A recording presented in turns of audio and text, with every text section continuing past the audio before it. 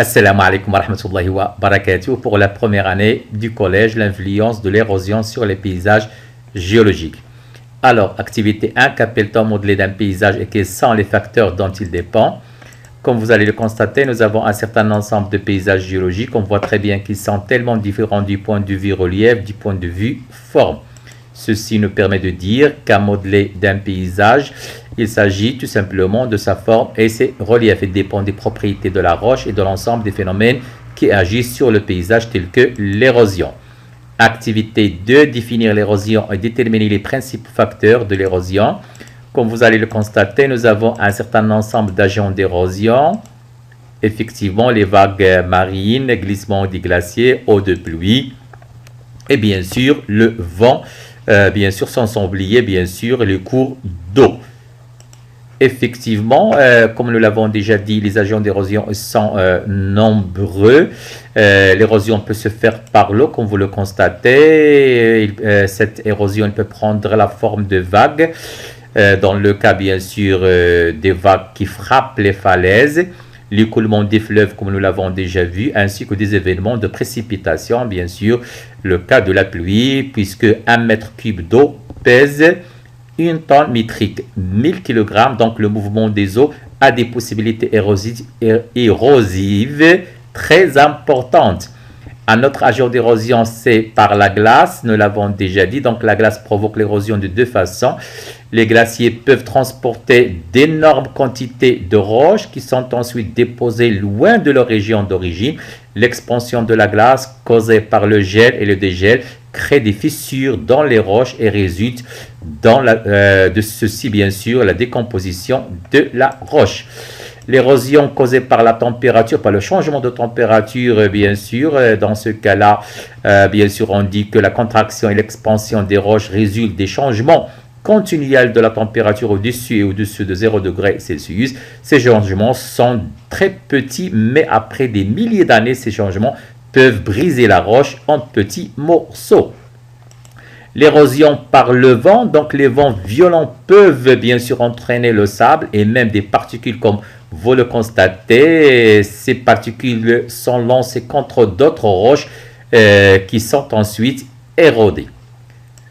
L'érosion par les plantes aussi, effectivement, par les racines des plantes. Donc les racines des plantes grandissent, comme vous le constatez, à l'intérieur des fissures des roches et vont les forcer lentement à briser la roche en petits morceaux. Effectivement, la définition de l'érosion est donc c'est la désagrégation des roches, c'est-à-dire la transformation d'une roche mère en produit détritique en petits morceaux. Conclusion, donc les principaux facteurs de l'érosion sont l'eau de pluie, comme nous l'avons déjà dit, les vagues marines, les variations de température entre le jour et la nuit, le vent, glissement des glaciers, sans oublier bien sûr les racines des plantes. On peut classer ces agents d'érosion selon, comme vous allez le constater, agents mécaniques, agents chimiques, des agents physiques. Tout, bien sûr, ces agents d'érosion vont affecter les paysages géologiques et les roches qui les constituent.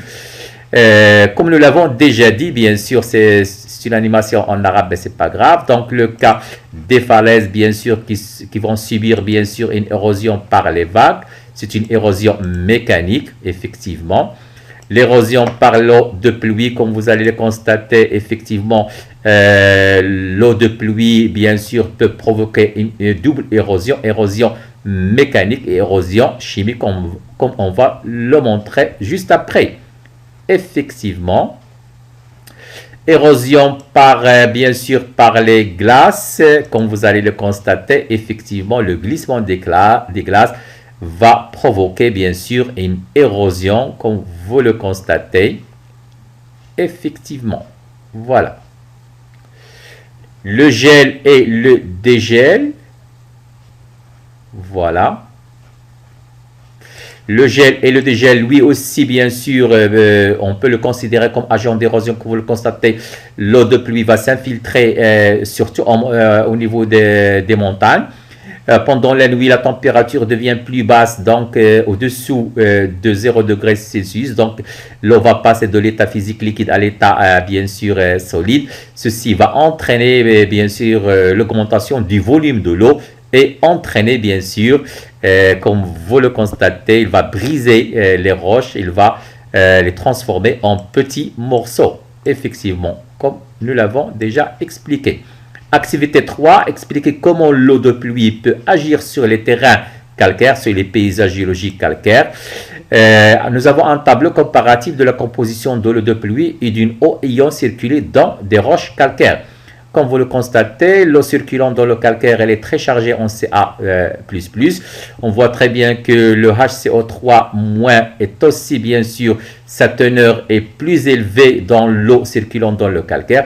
Ceci, bien sûr, nous permet de dire qu'il y a une réaction chimique entre l'eau de pluie, H2CO3, puisque l'eau de pluie est chargée en dioxyde de carbone, avec le carbonate de calcium qui est insoluble, qui va se transformer bien sûr, en hydrogénocarbonate de calcium qui est soluble. Celle-ci, bien sûr, va circuler avec l'eau, laissant sa place, bien sûr, vide, comme on va le voir. Effectivement, ceci va entraîner, comme nous l'avons déjà dit, l'eau de pluie chargée en dioxyde de carbone s'infiltre, bien sûr, par les fissures des roches calcaires et va les altérer, ce qui fait libérer les éléments chimiques de la roche calcaire sous forme de soute de l'eau. Ceci, bien sûr, va entraîner la formation de ce paysage caractéristique, bien sûr, des paysages calcaires, des roches calcaires. Comme nous l'avons déjà dit, bien sûr, l'eau de pluie chargée en dioxyde de carbone s'infiltre par les fissures. Le calcaire va se transformer en calcaire insoluble en calcaire soluble, c'est l'hydrogénocarbonate de calcium. Ceci explique bien sûr la formation de gouffres, de grottes et bien sûr des galeries, ce qui caractérise, comme je l'ai déjà dit, les paysages géologiques calcaires. L'explication, bien sûr, l'eau de pluie, comme nous l'avons déjà dit, chargée en acide, en CO2, dioxyde de carbone, s'infiltre par les fissures des roches calcaires et les altère, ce qui aboutit à une dégradation partielle des minéraux constitutifs de ces roches, libérant ainsi leurs éléments chimiques, se forme dissoute dans l'eau. Activité 4, expliquer comment l'eau de pluie peut agir sur les terrains granitiques. Donc les terrains granitiques, bien sûr, se caractérisent par ce qu'on appelle les chaos granitiques. Donc l'altération des roches caractérisée par une dégradation partielle des minéraux constitutifs de la roche. Comme vous le constatez, nous avons un granit sain au débit, bien sûr, va se transformer en granit altéré et en troisième étape, bien sûr, on va obtenir ce qu'on appelle une arène granitique. Pour comprendre, bien sûr, on va suivre l'évolution de la composition minéralogique du granit. Le granit est une roche constituée de trois minéraux, le quartz, le feldspath et le mica. Nous avons l'axe vertical représente le pourcentage des minéraux, bien sûr, l'intensité, l'axe horizontal, l'intensité de l'altération. Donc, la teneur, le pourcentage en quartz ne change pas, donc il ne subit aucune altération, alors qu'on voit très bien que le pourcentage de feldspath diminue, de même celui du mica, ou ce qu'on appelle aussi le biotite mica noir.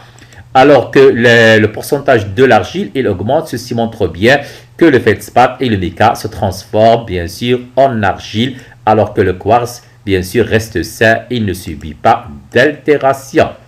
Donc, produit d'altération du granit, arène granitique. Effectivement, comme nous l'avons déjà dit, notre granit est une roche bien sûr compacte, constituée des trois minéraux que vous savez maintenant, le quartz, le mica et le feldspath. Sous l'action de l'eau de pluie acide, comme nous l'avons déjà dit, chargée en dioxyde de carbone, on voit très bien que le feldspath et le mica vont se transformer en argile. Le quartz reste sain.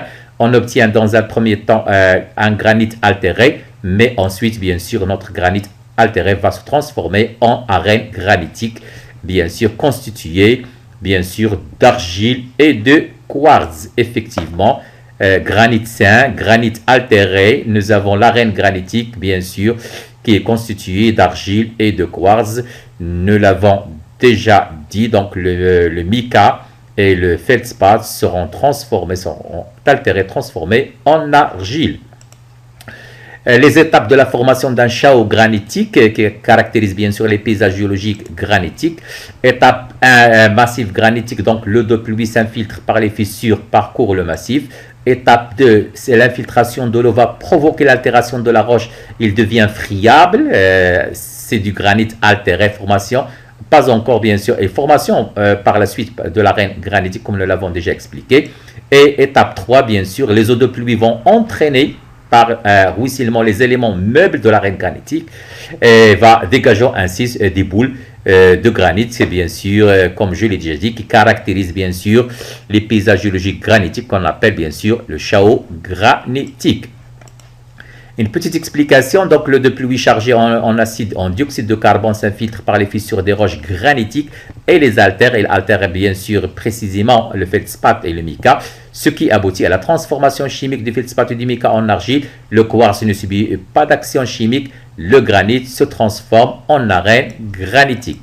L'essentiel de ce que nous avons dit, donc le modèle des paysages évolue au cours du temps sous l'action de différents agents d'érosion que nous avons déjà cités.